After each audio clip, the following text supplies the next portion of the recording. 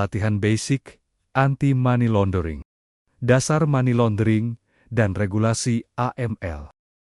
Definisi money laundering, pencucian uang, money laundering, adalah proses menyamarkan atau menyembunyikan asal-usul dana atau aset yang diperoleh dari kegiatan ilegal, agar tampak seolah-olah berasal dari sumber yang sah. Tindakan ini bertujuan untuk mengaburkan jejak uang hasil kejahatan seperti korupsi, narkotika, perdagangan manusia, penipuan, atau terorisme, sehingga pelaku dapat menggunakan dana tersebut tanpa dicurigai oleh otoritas hukum. Definisi money laundering. Tahapan pencucian uang. Proses pencucian uang umumnya terdiri dari 3 tahap utama. 1. Placement, penempatan. Dana ilegal dimasukkan ke dalam sistem keuangan, misalnya melalui setoran tunai ke bank, pembelian barang mewah, atau investasi awal dalam bisnis. 2. Layering, pelapisan. Dana dipindahkan melalui serangkaian transaksi kompleks untuk menyamarkan asal-usulnya, seperti transfer antar rekening, penggunaan perusahaan cangkang, atau transaksi lintas negara. Ketiga, integration, integrasi. Dana yang telah dibersihkan digunakan kembali dalam kegiatan ekonomi legal, seperti pembelian properti, investasi, atau pembiayaan bisnis, sehingga tampak sah. Undang-undang dan regulasi AM. Pertama, Undang-Undang Nomor 8 Tahun 2010 tentang Pencegahan dan Pemberantasan Tindak Pidana Pencucian Uang (TPPU) merupakan landasan hukum utama dalam penanganan pencucian uang di Indonesia, menggantikan Undang-Undang 15 Tahun 2002 dan Undang-Undang 25 Tahun 2003, disesuaikan dengan standar internasional FATF. Revise 40+9 Recommendations, termasuk perluasan lingkup pelapor, seperti pedagang perhiasan dan kendaraan. Kedua, UU Nomor 9 Tahun 2013 tentang Pencegahan dan Pemberantasan Pendanaan Terorisme, melengkapi Undang-Undang Nomor 8 Tahun 2010 secara substansial dengan fokus pada aspek pencegahan pendanaan terorisme. Ketiga, UU Nomor 21 Tahun 2011 tentang Otoritas Jasa Keuangan (OJK) menetapkan OJK sebagai otoritas pengatur di sektor jasa keuangan, termasuk dalam penerapan kebijakan EPU, PPT Anti Pencucian Uang dan Pencegahan Pendanaan Terorisme. Undang-Undang dan Regulasi AML. Peraturan Pelaksana dan Pelengkap Peraturan Pemerintah PP Nomor 2 Tahun 2016 tentang tata cara penyampaian data oleh instansi pemerintah atau swasta dalam rangka TPPU-OJK. PP Nomor 43 Tahun 2015 mengatur siapa saja yang wajib melapor pelapor dalam mekanisme AML-OJK. Peraturan Presiden Perpres Nomor 6 Tahun 2012 membentuk Komite Koordinasi Nasional Pencegahan dan Pemberantasan TPPU, Komite TPPU, yang kemudian diperbarui oleh Perpres Nomor 117 Tahun 2016. 4. Peraturan OJK Pasar Modal POJK Nomor 22 POJK.04 2014 tentang prinsip mengenal nasabah KYC. Industri Keuangan Non-Bank IKNB POJK Nomor 39 POJK.05 2015 untuk penerapan program APU PPT.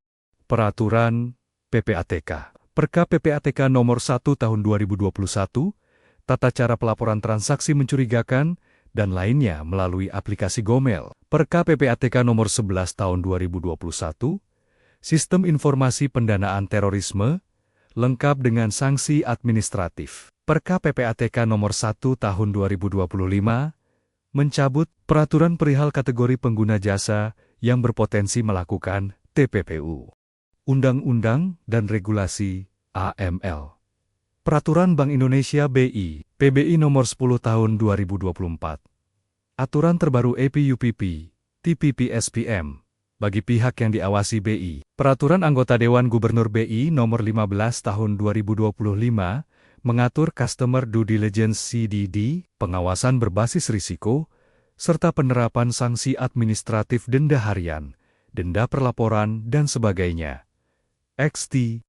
Struktur Pengelolaan dan Koordinasi, PPATK, Pusat Pelaporan dan Analisis Transaksi Keuangan, berperan sebagai FIU Financial Intelligence Unit yang menerima, menganalisis, dan meneruskan laporan transaksi mencurigakan kepada penegak hukum. Komite TPPU dibentuk melalui Perpres, berfungsi sebagai koordinasi nasional lintas lembaga BI, OJK, Kejaksaan, Polri, Kementerian, BNN, dan sebagainya, dalam pencegahan dan penanganan tindak pidana pencucian uang. Apa itu FATF 40 Recommendations? FATF Financial Action Task Force merilis 40 rekomendasi yang menjadi kerangka kerja komprehensif bagi negara-negara dalam membangun kebijakan dan tindakan anti-money laundering AML dan countering the financing of terrorism CFT.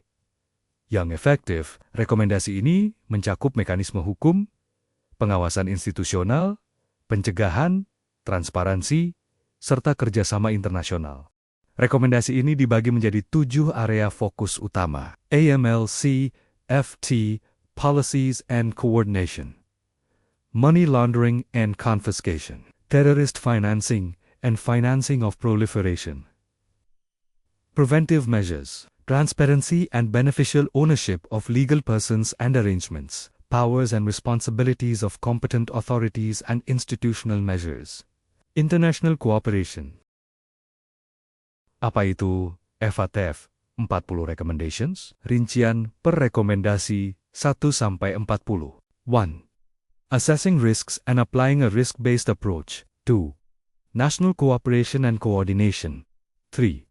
Money laundering offense. 4. Confiscation and provisional measures. 5.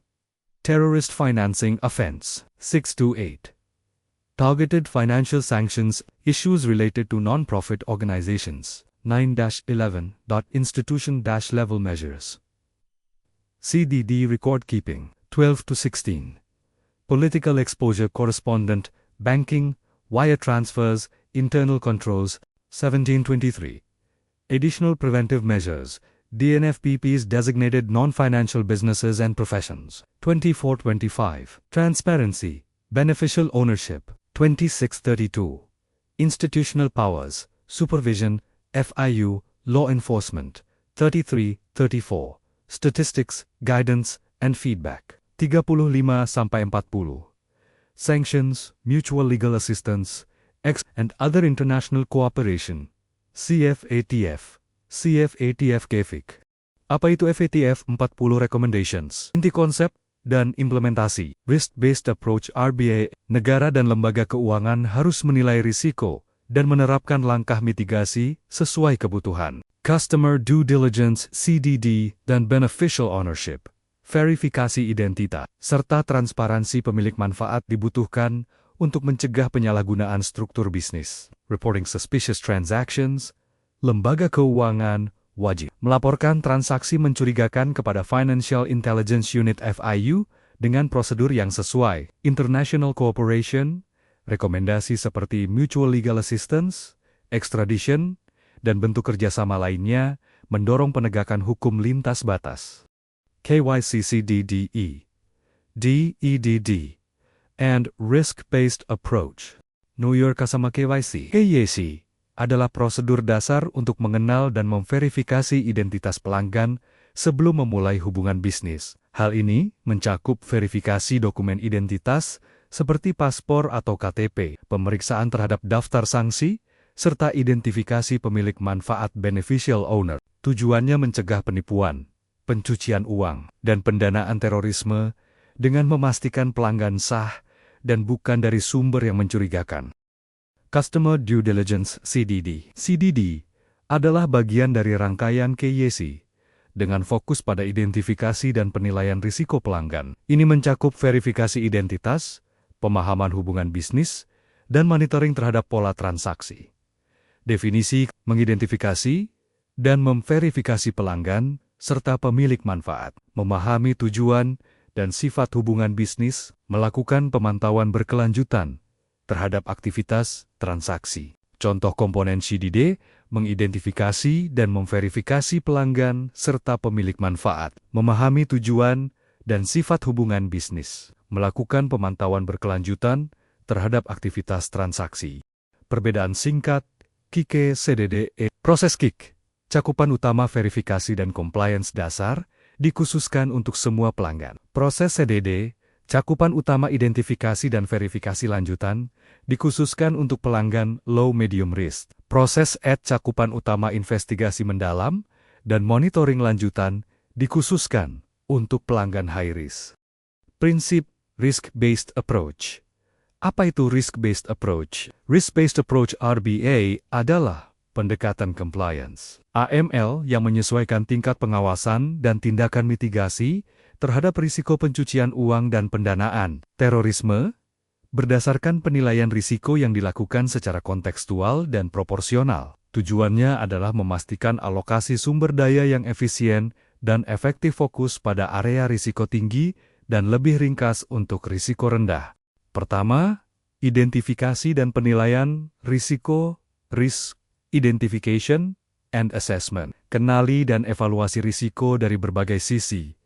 Profil pelanggan, lokasi geografis, jenis produk atau layanan, hingga saluran distribusi. Penilaian risiko ini menjadi fondasi bagi strategi mitigasi dan kebijakan yang akan diterapkan. Kedua, mitigasi risiko yang proporsional, proportionate risk mitigation. Tingkat tindakan disesuaikan dengan tingkat risiko. High risk, enhanced due diligence AD, dan pengawasan ketat. Low risk, dapat menerapkan simplified due diligence SD. Ketiga, monitoring berkelanjutan, ongoing monitoring and review. Risiko bisa berubah seiring waktu. Semua pelanggan, terutama yang berisiko tinggi, harus dimonitor secara terus-menerus. Peninjauan berkala memastikan kebijakan tetap relevan dan efektif menghadapi perubahan. Keempat, pendekatan fleksibel and adaptive.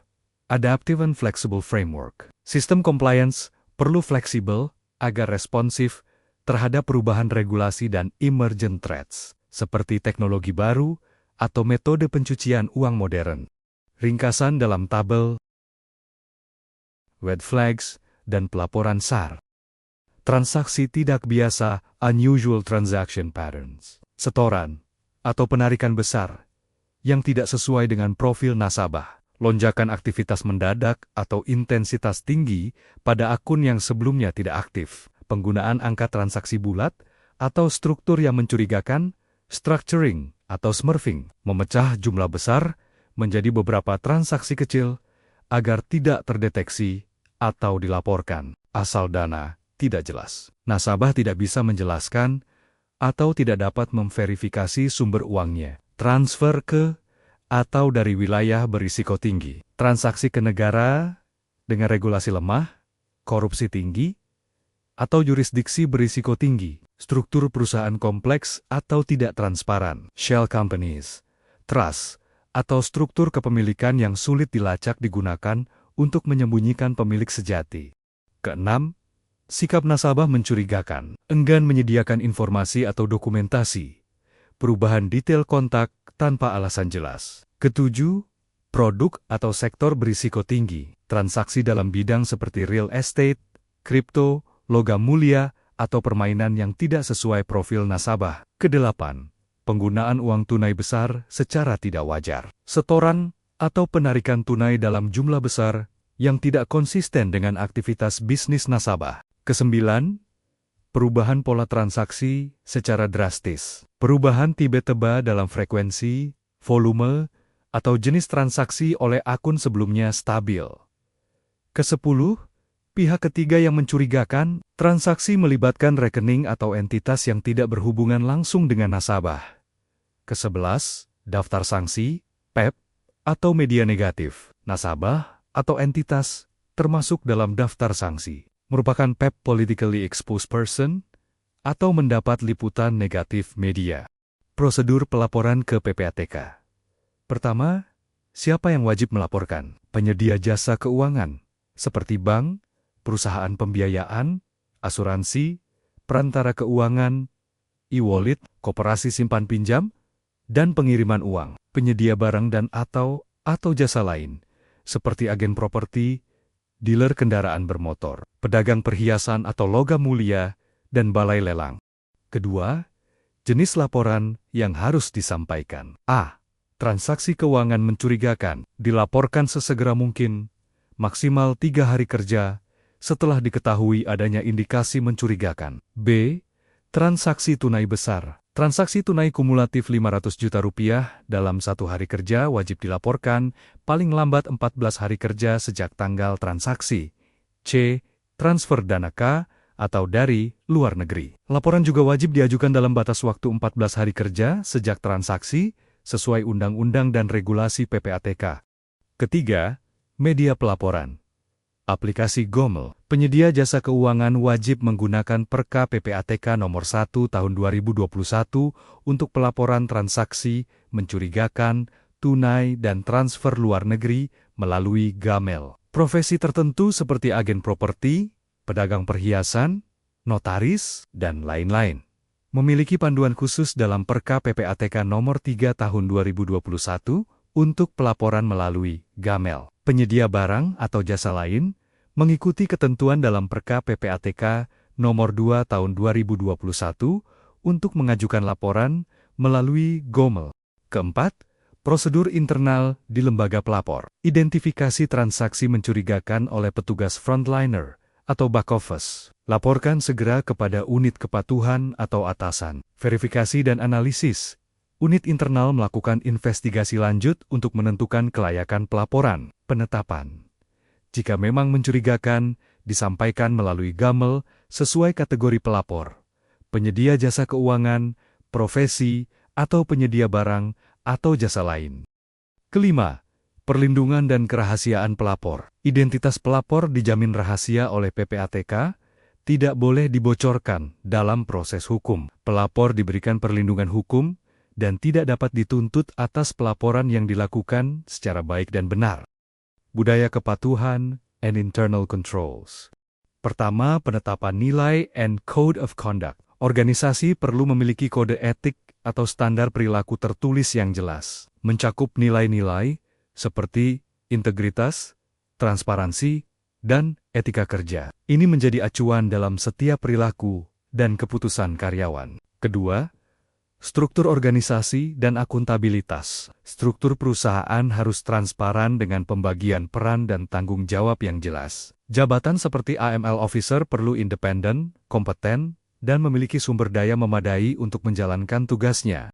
Pelatihan dan pendidikan berkelanjutan. Memberikan pelatihan rutin terkait regulasi, kebijakan internal, dan praktik etis sangat vital. Ini memastikan semua karyawan memahami aturan dan mampu menerapkannya sehari-hari. Keempat, saluran pelaporan aman, whistleblowing. Organisasi harus menyediakan mekanisme pelaporan rahasia, seperti saluran untuk melaporkan pelanggaran dengan jaminan perlindungan bagi pelapor. Ini mendorong transparansi dan deteksi dini potensi pelanggaran. Kelima, pengendalian internal dan monitoring berkelanjutan. Menjalankan monitoring dan pengendalian internal secara terus-menerus untuk mendeteksi penyimpangan dan memastikan kebijakan dijalankan dengan baik. Sistem ini memungkinkan perbaikan dini bila ditemukan kelemahan. Integrasi dengan budaya organisasi. Budaya kepatuhan merupakan bagian dari budaya organisasi yang lebih luas. Elemen seperti nilai-nilai inti, norma, simbol, gaya komunikasi, dan keteladanan pemimpin turut memengaruhi bagaimana nilai kepatuhan diinternalisasi dan dijalankan oleh seluruh tim. 3 Lines of Defense. Apa itu model 3 Lines of Defense? Model ini membagi tanggung jawab, pengelolaan risiko, dan kepatuhan ke dalam 3 lapisan independen untuk memastikan perlindungan yang efektif dan menyeluruh dalam organisasi. First line of defense, manajemen operasional, terdiri dari manajemen dan staf lini depan yang menjalankan aktivitas sehari-hari. Tugas mereka meliputi identifikasi, penilaian risiko, dan penerapan kontrol internal secara langsung. Mereka adalah pihak yang membawa barang dalam mitigasi risiko sehari-hari. Second line of defense, fungsi risiko dan kepatuhan, meliputi tim kepatuhan, manajemen risiko, HATAR, teknologi, dan fungsi pendukung lainnya. Bertugas merancang kerangka kerja, kebijakan, prosedur, serta melakukan pengawasan dan pelatihan agar lini pertama beroperasi sesuai standar dan regulasi. Third line of defense, audit internal, merupakan pihak independen yang melakukan audit menyeluruh terhadap kerangka manajemen risiko, memberikan penilaian objektif kepada manajemen senior dan dewan direksi mengenai efektivitas lini pertama dan kedua. Contoh penerapan dalam konteks AML atau CFT. Lini pertama, frontliner, seperti staf penjualan, layanan pelanggan, dan petugas transaksi yang bertugas melakukan KYC, memonitor transaksi, dan mendeteksi tanda pencucian uang. Lini kedua, AML, atau CFT Compliance Officer, dan tim kepatuhan yang menetapkan kebijakan, melakukan risk assessment, serta memberikan pelatihan dan dukungan strategis. Lini ketiga, internal audit yang memastikan kontrol dan kebijakan AML atau CFT diterapkan dengan efektif dan independen. Whistleblower System. Sistem whistleblower adalah mekanisme formal yang dirancang untuk memungkinkan individu seperti karyawan, kontraktor, atau pemasok melaporkan perilaku ilegal, fraud, korupsi, atau pelanggaran kode etik tanpa rasa takut akan pembalasan atau sanksi. Whistleblowers mendapatkan perlindungan andeng-andeng untuk menjaga identitas mereka dan mencegah represi atas pelaporan yang dilakukan secara baik. Pertama, kebijakan yang jelas dan komprehensif. Tentukan ruang lingkup pelaporan. Siapa saja yang boleh melapor pegawai, kontraktor, pemasok, dan jenis pelanggaran yang dapat dilaporkan fraud, pelanggaran keselamatan, etika, dan lain-lain. Sertakan komitmen terhadap kerahasiaan dan anti-retaliasi. Kedua, saluran pelaporan yang aman dan aksesibel. Sediakan beberapa saluran, hotline, email khusus, portal daring, atau aplikasi mobile yang memungkinkan pelaporan anonim dan terjaga kerahasiaannya. 3. Penunjukan penanggung jawab yang independen. Tugaskan seorang manajer program whistleblower atau tim independen untuk menerima, menyelidiki, dan menindaklanjuti laporan. Keempat, proses investigasi yang adil dan transparan. Beri konfirmasi penerimaan laporan kepada pelapor. Lakukan penyelidikan objektif, adil, dan sesuai tenggat waktu. Informasikan kemajuan dan hasil sesuai kebijakan. Kelima, perlindungan dan dukungan untuk pelapor, jamin anonim, dan rahasia pelapor. Tegaskan larangan terhadap tindakan balasan. Berikan dukungan seperti konseling atau bantuan hukum jika diperlukan. Keenam, pelatihan dan sosialisasi rutin. Edukasi seluruh staf tentang hak dan prosedur whistleblowing, serta pentingnya budaya transparansi dan anti-retaliasi. Ketujuh, komitmen leadership dan GC. Pimpinan harus menjadi teladan, tone at the top, yang mendukung whistleblowing sebagai bagian dari budaya integritas. Kedelapan, review dan evaluasi sistem. Lakukan penilaian berkala untuk memastikan sistem selalu up-to-date dan efektif. Kumpulkan feedback dari pelapor dan pengguna sistem untuk perbaikan berkelanjutan. Terima kasih. Terima kasih.